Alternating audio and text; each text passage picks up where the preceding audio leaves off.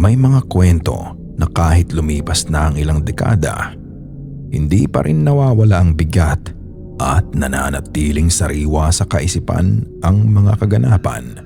May mga alaala na pilit mong kinakalimutan, pero bumabalik ang mga ito, lalo na tuwing sumasapit ang dilim.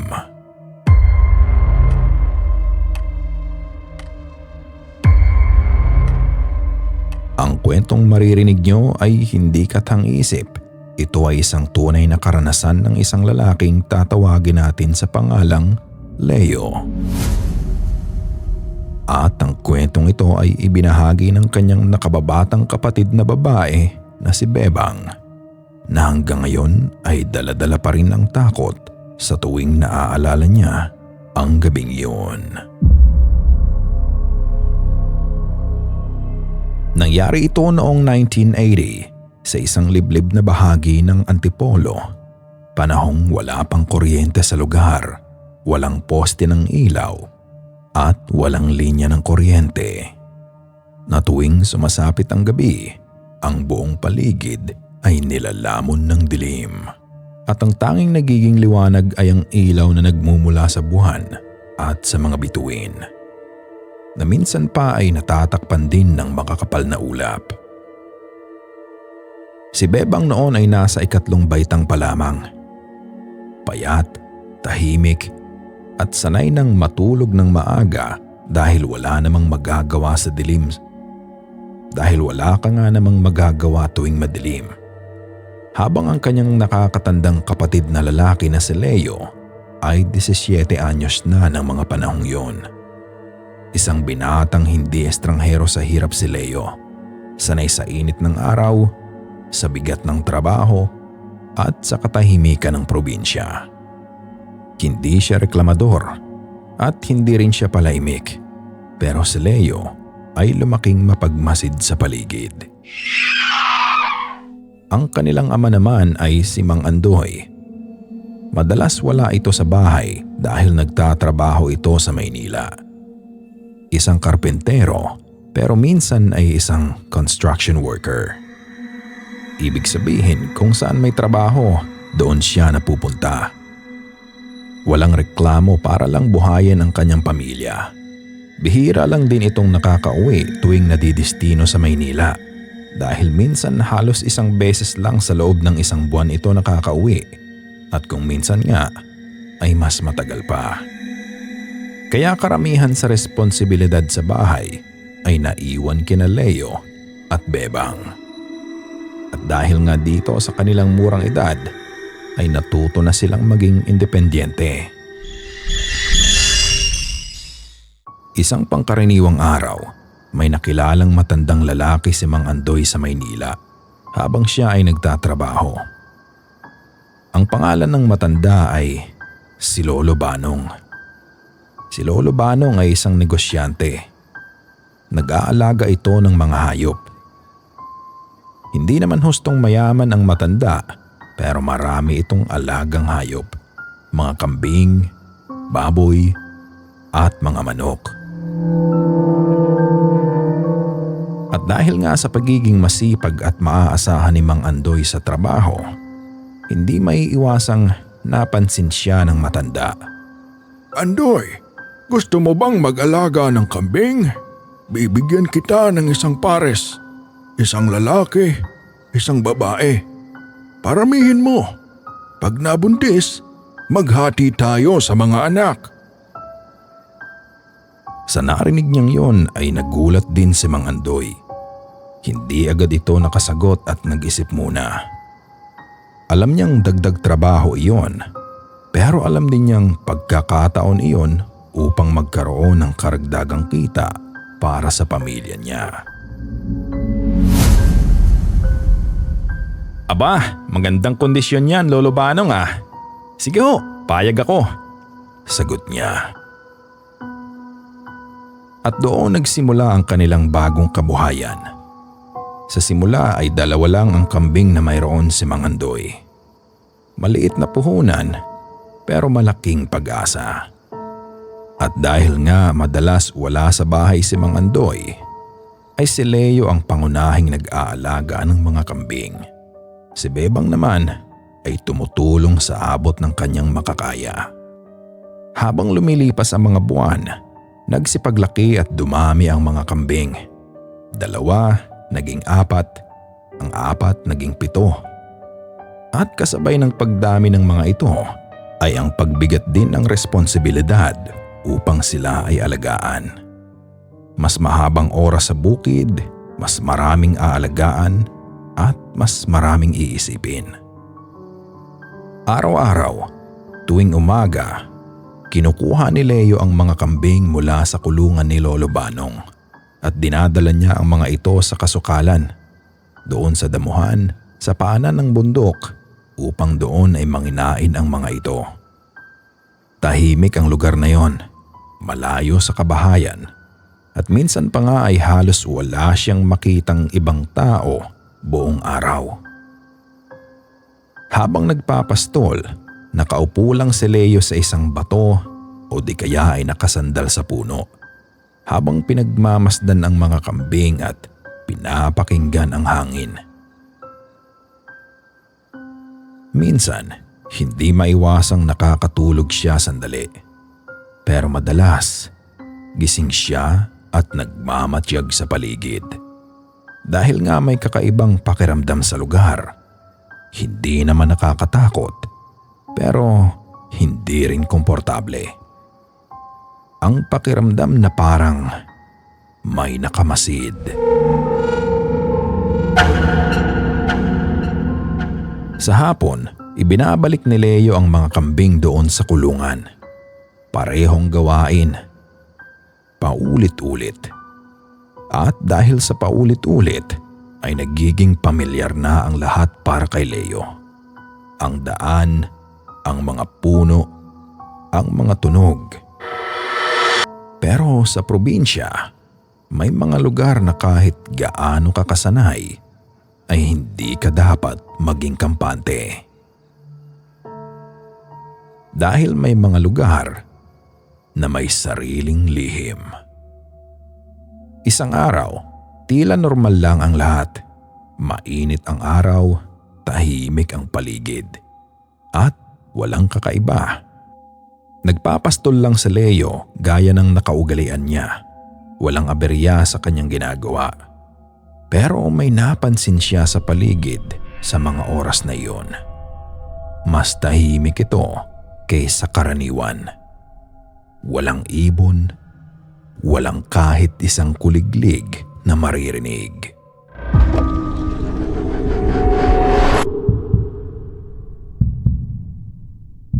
Ipinagwalang bahala lang iyon ni Leo at hindi niya ito pinansin. Hanggang sa dumating na ang hapon, kung saan papadilim na. At si Leo ay naghahanda ng ibalik ang mga kambing sa kanilang kulungan. Kinausap ni Leo ang kanyang nakababatang kapatid na si Bebang. "Bebang, ako na lang magbabalik. Gabi na rin kasi." Wika nito. "O sige kuya, mag-ingat ka ah." Sagot naman ni Bebang. "At ikaw rin." Tugon naman ni Leo sa paalala ng kapatid. At matapos nga noon ay nagsimula ng maglakad si Leo. Hatak-hatak ang mga kambing papunta doon sa kulungan. Subalit habang naglalakad siya, pakiramdam niya ay unti-unting lumalamig ang simoy ng hangin. Ang liwanag ng araw ay unti-unti nang napapalitan ng dilim. At ang mga anino nagiging mas mahaba at mas malalim.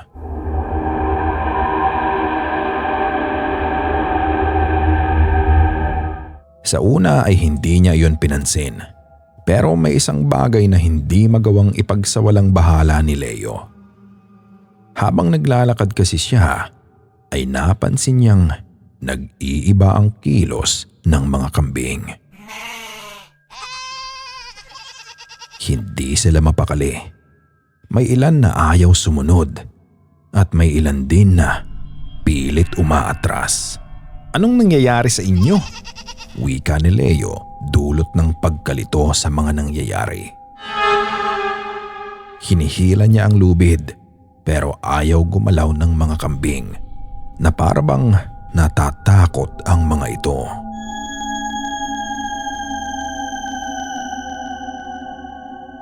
Lalong lumalakas ang iyak nila at doon na nagsimula ang kaba ni Leo.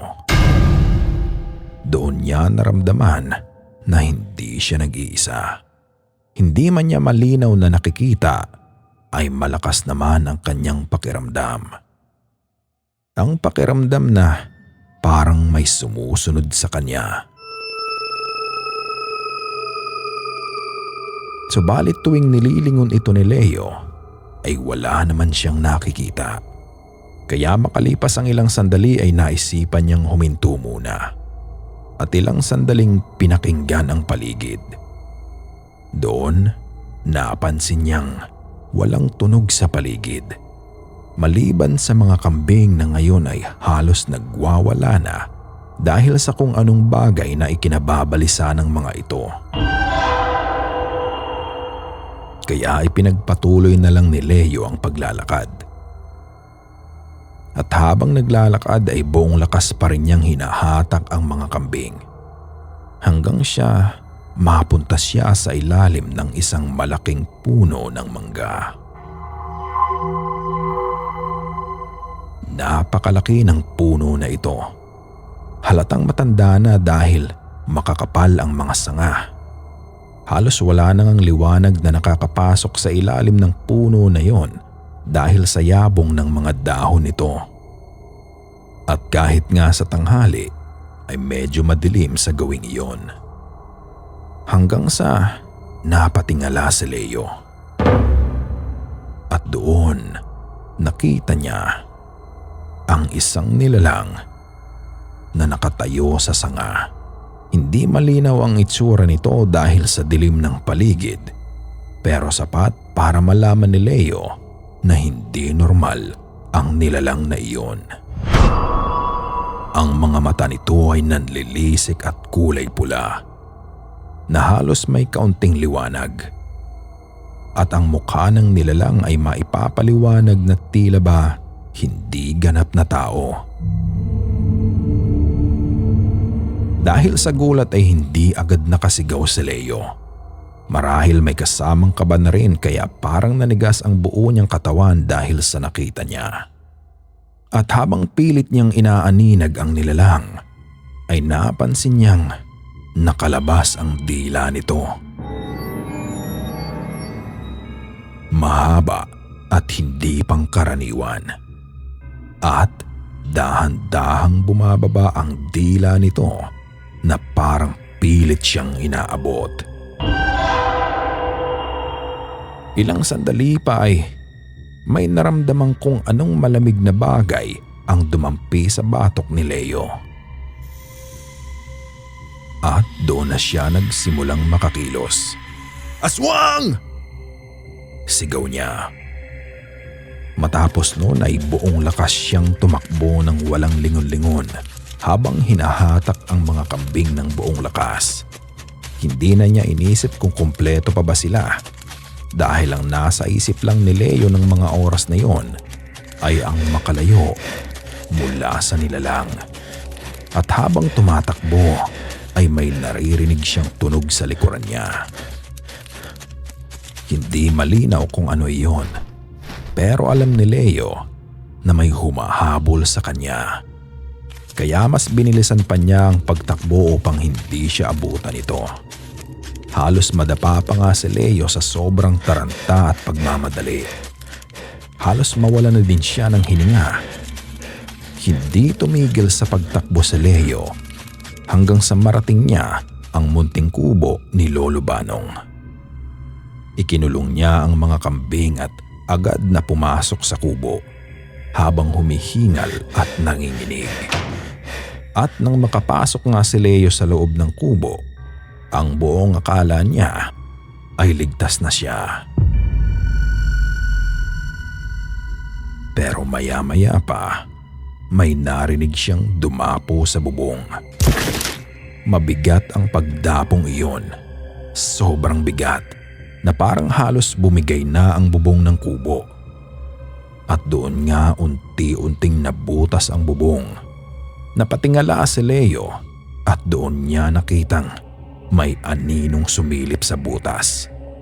Hindi malinaw ang mukha nito, pero mapapansin na iyon pa rin ang nilalang na nakita niya sa puno ng mangga kanina. Agad-agad na sumiksik si Leo sa isang sulok upang magtago. Hindi siya makasigaw at hindi rin siya makagalaw. Hanggang sa may isang bagay siyang nahawakan. Isang kawayan. At ang kawayan na iyon ay ang buhong kawayan. Isang uri ng kawayan na napakatalas kapag nabibiyak. At nang mapagtanto nga ito ni Leo, ay agad niyang binali ang kawayan. At dahil sa tunog ng kawayan, ay para bang biglang umatras ang nilalang na nasa bubong. Subalit hindi ito tuluyang umalis. Dahil sa pagkakataong ito ay may narinig si Leo na tunog ng ibon. Iyon ang tunog ng tiktik. Sa pandinig ni Leo ay malayo ang ibon na iyon. Subalit ang katotohanan, ito ay malapit.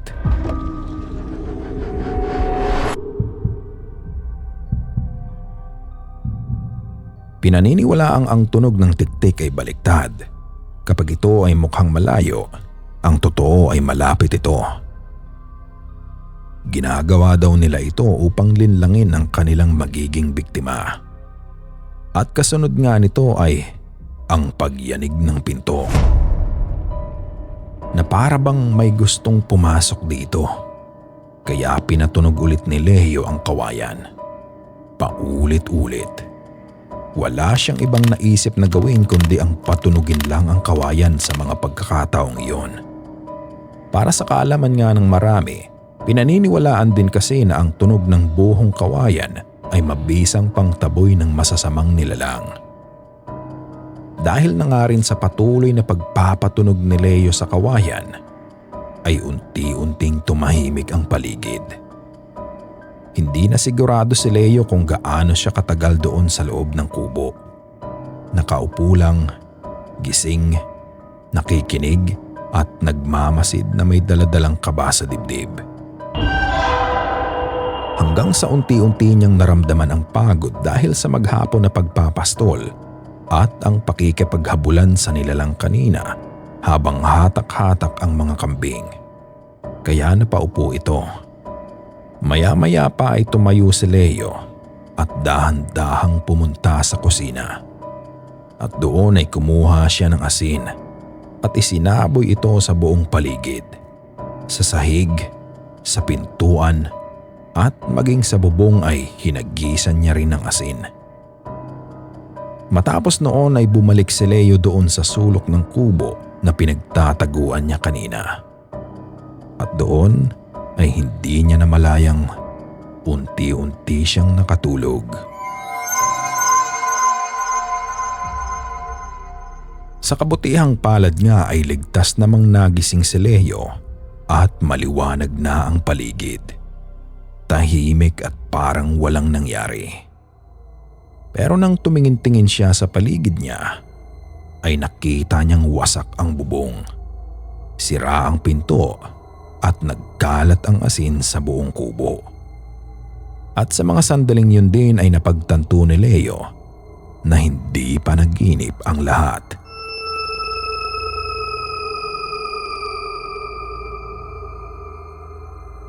Maya-maya pa nga ay dumating na rin si Lolo Banong. Noong mga sandaling yun din ay ikinuwento ni Leo ang mga nangyari kagabi.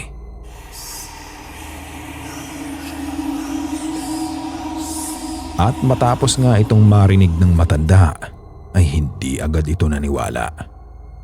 Ngunit nang makita niya ang sirang bubong ng kubo ay natahimik siya at halos hindi ito nakapagsalita sa loob ng ilang sandali.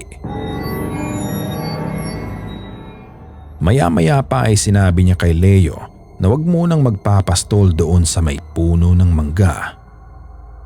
Nakalaunan ay sinunod naman ng binata. Nagpatuloy pa nga rin ang pag-aalaga ni Leo sa mga kambing ni Lolo Banong.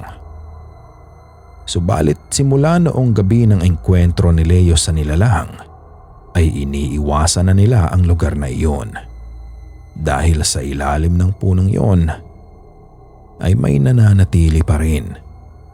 Tahimik na naghihintay hanggang ngayon.